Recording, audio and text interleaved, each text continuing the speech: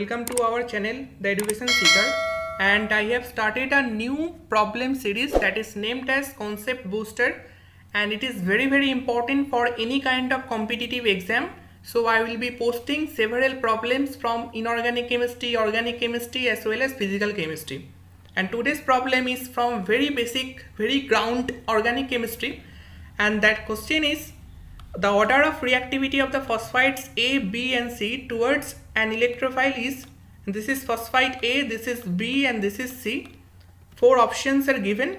So basically we need to explain the nucleophilicity trend, and in each case the phosphorus center is behaving as nucleophilic center as it is softer one.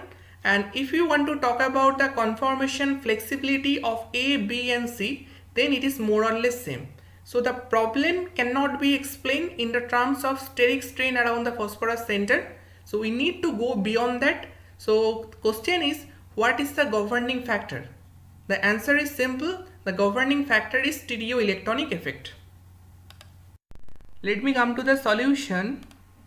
The order of reactivity of the phosphides can be explained by anomeric stabilizing interactions between filled p orbital and sigma star of carbon oxygen bond. So here anomeric effect is basically stereoelectronic effect. So let me give you a short description of anomeric effect which is operating here. So here we have phosphorus oxygen carbon linkage, and phosphorus has filled p orbital which is acting as HOMO, that is highest occupied molecular orbital, and here we have vacant sigma star of carbon oxygen bond which is acting as LUMO, that is lowest unoccupied molecular orbital, and HOMO and LUMO are anti-aligned in order to have better overlap. Now HOMO and LUMO can interact, and as a result of this, partial electron transfer can happen from the filled p orbital of phosphorus to the vacant sigma star of carbon oxygen bond, and this kind of interaction is known as N2 sigma star interaction, and the whole effect is known as anomeric effect. Now the question is how the molecule is getting stabilized as a result of anomeric effect. Let me show you. And here this is HOMO, that is highest occupied molecular orbital, and it contains two non-bonding electrons, and this is LUMO, that is sigma star of carbon oxygen bond. So as a result of interaction between HOMO and LUMO, two new molecular orbitals are generated. This is bonding molecular orbital, this is anti-bonding molecular orbital. Now the electrons present in the molecular orbital, that is bonding molecular orbital, are lower in energy than the respective HOMO, right? So as a result of this electron delocalization, the overall stability of the molecule is increased. So if the extent of anomeric interaction is more in a molecule, then stability will be more, and you know that stability is inversely proportional to reactivity. So if stability is more, then reactivity of the molecule will be less. Now we can write number of anomeric interaction is proportional to stability and inversely proportional to 1 by reactivity.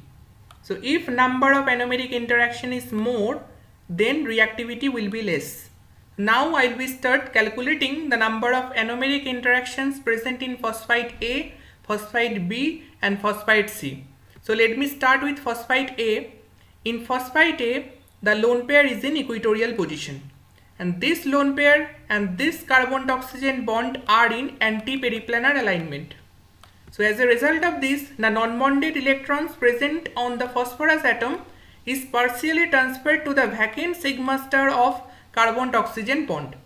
And once again, this carbon oxygen bond and this lone pair are also in anti-periplanar alignment. So there is another anomeric interaction between the filled p orbital and the vacant sigma star of carbon to oxygen bond.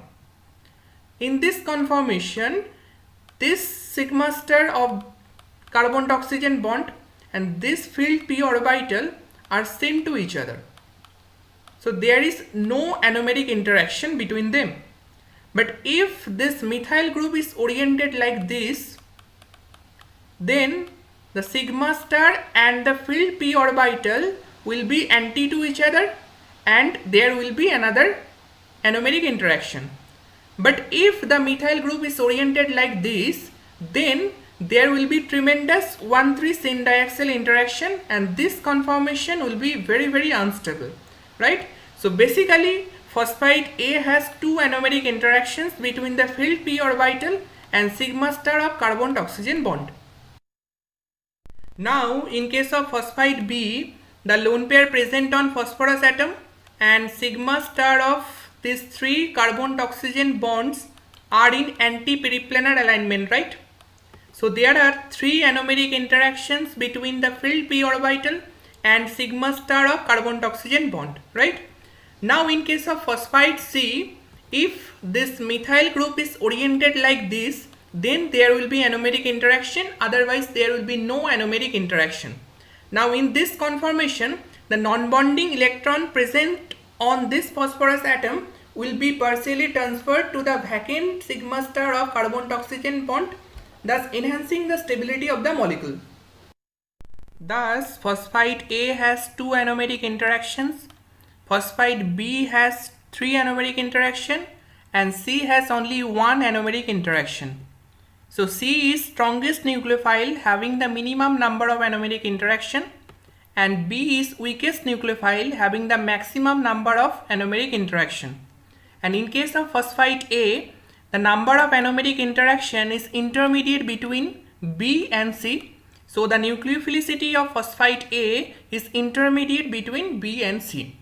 So on a final note, if anomeric stabilizing interaction is more, then the lone pair on phosphorus atom will be more delocalized and the reactivity towards an electrophile will be least and vice versa. So the correct answer is option 2, that is C greater than A greater than B. So thank you very much for watching, and if you find something interesting then do like, share and subscribe to our channel so you don't miss any single video. Thank you.